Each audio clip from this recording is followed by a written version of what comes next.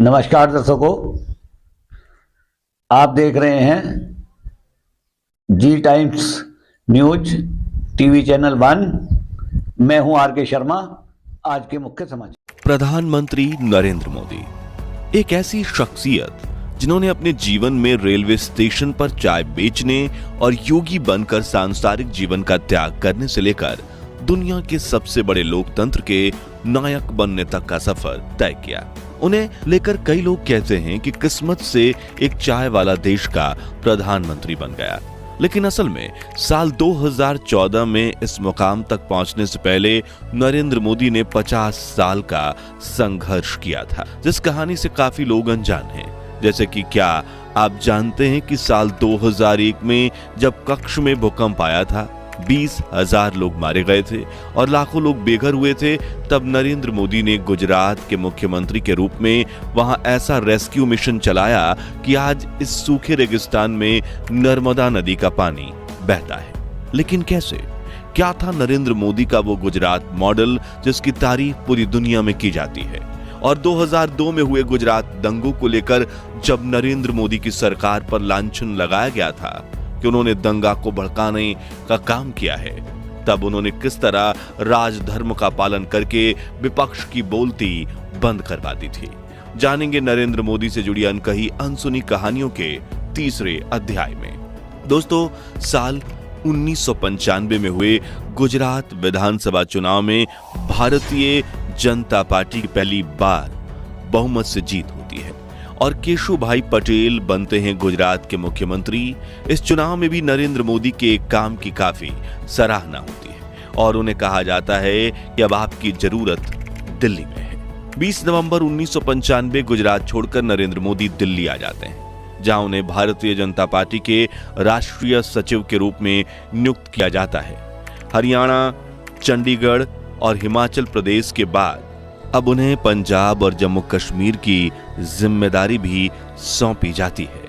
अब राज्य भले ही नए थे, लेकिन नरेंद्र मोदी की सियासी सूझबूझ से इन राज्यों में भाजपा का कद बढ़ता चला गया। दूसरी तरफ 16 मई 1996 के दिन अटल बिहारी वाजपेयी को पहली बार बीजेपी से देश का प्रधानमंत्री बनने का मौका मिला।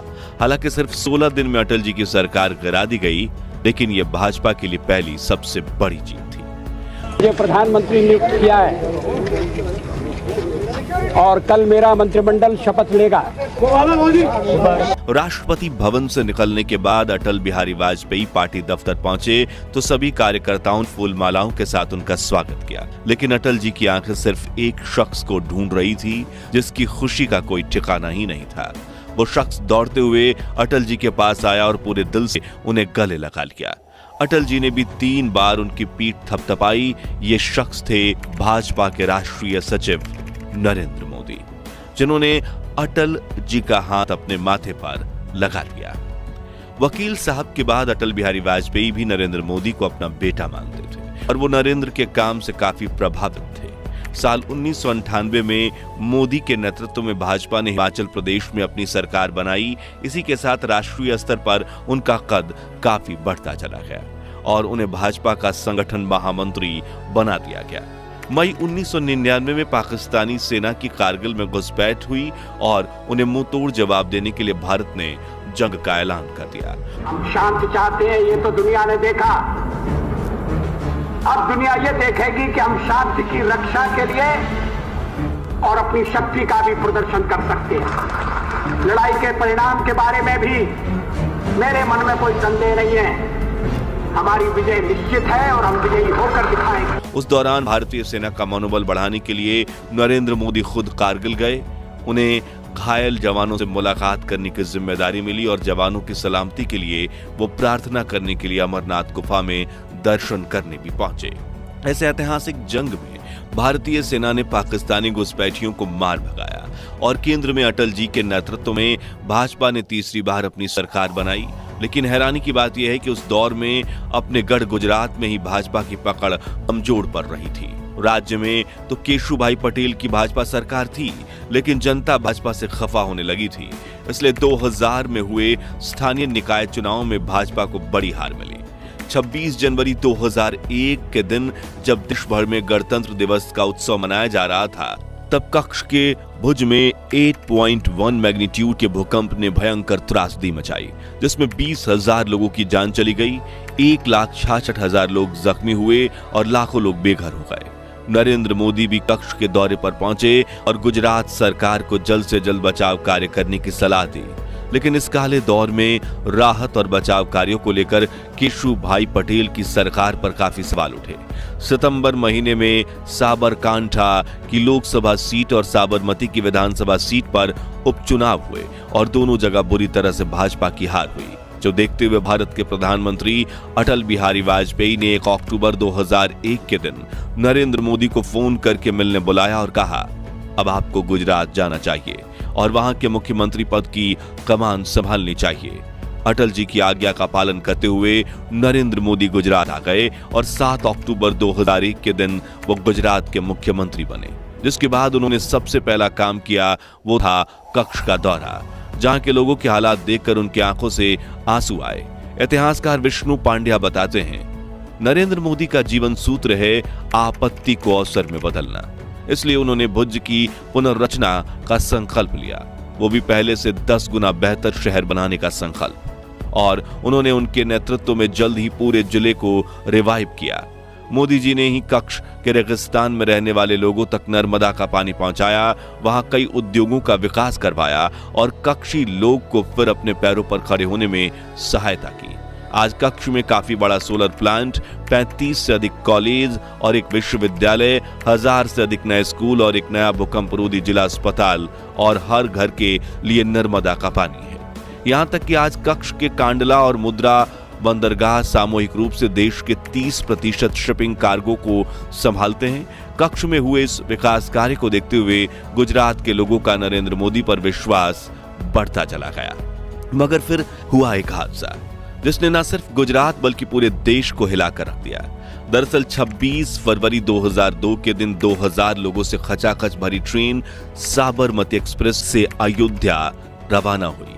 अगली सुबह 7:30 बजे ये ट्रेन गुजरात के गोधरा जंक्शन पर पहुंचती है, जहां से अहमदाबाद 2 से 2.5 घंटे की दूरी पर ही था। ट्रेन पहले से ही काफी लेट थी, तो वो जल्दी से अहमदाबाद की तरफ चल देती है। लेकिन कुछ किलोमीटर आगे चलते ही कोई चेन खींचकर ट्रेन को रुकवा देता है और साजिश के तहत 2000 से अधिक दंगाई पटरी पर उतर आते हैं और साबरमती एक्सप्रेस की बोगी नंबर 6 में आग लगा दिया जाता है। इन दंगाइयों के निशाने पर थे वो कार सेवक जो 5 दिन पहले ही इस ट्रेन में सवार होकर अयोध्या पहुंचे थे। इस हमले में 22 पुरुष, 27 महिलाएं, 10 बच्चे समेत कुल 59 लोग जलकर राख हो जाते हैं। अगले ही दिन पूरे गुजरात में दंगे भड़क उठे, जिसमें सबसे बुरे हालात थे अहमदाबाद के, क्योंकि मृतकों के शव को यहां लाया गया था, जिन्हें देख जिले के लोग सदमे में चले गए। दोपहर होते होते अहमदाबाद के नारोड़ा, बापूनगर, पालड़ी, बेजलपुर, रानी जैसे इलाकों में दंगे आउट ऑफ कंट्रोल हो गए। नरोड़ा में तो 5000 लोगों ने मिलकर 97 लोगों का नरसंहार कर दिया। पुलिस के कंट्रोल रूम में हर तरफ से फोन की घंटी बज रही थी, लेकिन इतनी भीड़ के सामने गुजरात पुलिस कमजोर पड़ रही थी। उस वक्त मुख्यमंत्री नरेंद्र मोदी दूसरे राज्यों से भी मदद मांग रहे थे, लेकिन जरूरी मदद नहीं मिल पाई। गुजरात सरकार ने मध्य प्रदेश की सरकार को, महाराष्ट्र की सरकार को, राजस्थान की सरकार को तुरंत फैक्स चिट्ठी भेजी कि मुझे तत्काल पुलिस की मदद चाहिए, आपका पुलिस फोर्स मेरे यहां भेजिए। तीनों Congress rule state, I am talking about 2002 Farooq साहब, और इन्होंने मना कर दिया। फिर नरेंद्र मोदी ने भारतीय सेना से मदद मांगी, जो जल्द से जल्द गुजरात पहुंचे और राज्य में कई इलाकों में कर्फ्यू भी लगाया गया। फिर भी 3 मार्च तक गुजरात में दंगे की आग जलती रही। अहमदाबाद, गांधीनगर, मोडासा, हिम्मतनगर, महसाना, गोधरा, बड़ोदरा, राजकोट और सूरत समेत कई शहरों में मुख्य रूप से दंगे हुए और हजारों लोग मारे गए और घायल हुए। ऑफिशियल आंकड़े कहते हैं कि इन दंगों में 790 मुस्लिम, 254 हिंदू मारे गए, लेकिन अनऑफिशियल रिपोर्ट्स के मुताबिक ये आंकड़े 2000 से भी पार थे, जबकि लाखों लोग विस्थापित होकर बेघर हो गए। यहां सोचने वाली बात यह है कि देश भर में कई राजनीतिक पार्टीज मोदी पर इन दंगों को भड़काने का इल्जाम लगा रही थीं। इसी वजह से जांच के लिए शाह नानावती कमीशन नाम से एक जांच आयोग बनाया गया। कुछ दिनों बाद देश के प्रधानमंत्री अटल बिहारी वाजपेयी गोधरा पहुंचकर घटनास्थल की जायजा करते हैं और शाम की प्रेस कॉन्फ्रेंस में साथ बैठे नरेंद्र मोदी को राजधर्म का पालन करने की सलाह देते हैं। चीफ मिनिस्टर के लिए मेरा एक ही संदेश है कि वो राजधर्म का पालन करें। राजधर्म। विपक्षी पार्टियों का हमला जारी रहा, लेकिन नरेंद्र मोदी ने भी राजधर्म नहीं छोड़ा और जनता की अदालत में जाने का फैसला किया, जिसके लिए जुलाई 2002 में उन्होंने गुजरात की विधानसभा को भंग करने की सिफारिश की ताकि फिर से चुनाव हो सके। 1992 की एकता यात्रा के 10 साल बाद नरेंद्र मोदी एक बार फिर रथ पर सवार हुए और इस यात्रा का नाम था गुजरात गौरव यात्रा। एक बार फिर विधानसभा चुनाव हुए और भाजपा को गुजरात की 182 सीटों में से 127 सीटों पर भारी जीत मिली और भारी बहुमत के साथ चुनाव जीतकर नरेंद्र मोदी एक बार फिर बने गुजरात के मुख्यमंत्री और अगले 10 सालों तक उन्होंने गुजरात के चौतरफा विकास में अपनी पूरी जान झोंक दी। इंडस्ट्रियलाइजेशन से लेकर एम्प्लॉयमेंट जनरेट करने तक मोदी को गुजरात मॉडल इतना सफल रहा कि देश विदेश में इसकी तारीफ हुई। पहले शौचालय, फिर शिक्षा, उसके बाद देवालय और राज्य के हर घर में 24 घंटे बिजली पहुंचाने वाली ज्योति ग्राम योजना। इस इलेक्ट्रिसिटी मॉडल को बाकी राज्यों ने भी अपनाया और आज भारत के अधिकतम हिस्सों में दूर दराज गांव में भी बिजली पहुंच चुकी है। उस दौर में उन्होंने गुजरात में एशिया का सबसे बड़ा पार्क, दुनिया का सबसे लंबा कैनाल नेटवर्क और भारत का पहला रिवर फ्रंट बनवाया। सरकारी ऑफिस के कामकाज में सुधार, प्राइवेट हॉस्पिटल्स से भी कई गुना ज्यादा एडवांस, अहमदाबाद सिविल्स हॉस्पिटल और कच्छ के रेगिस्तान तक नर्मदा का पानी पहुंचाना। गुजरात इतनी तेजी से डेवलप हो रहा था कि देश के सभी राज्यों की सरकारों की आंखें खुली की खुली रह गई थी। लेकिन तभी आती एक और मुश्किल, जब मनमोहन सिंह की यूपीए सरकार ने गुजरात में सरदार सरोवर बांध की ऊंचाई बढ़ाने के प्रोजेक्ट में अड़चन लगा दी, जो देखते हुए नरेंद्र मोदी खुद केंद्र सरकार के सामने धरने पर बैठ गए और उनकी भूख हड़ताल को सद्भावना उपवास के नाम से जाना जाता है। यह उपवास करीब 52 घंटे तक चला और गुजरात की मांग पूरी हुई।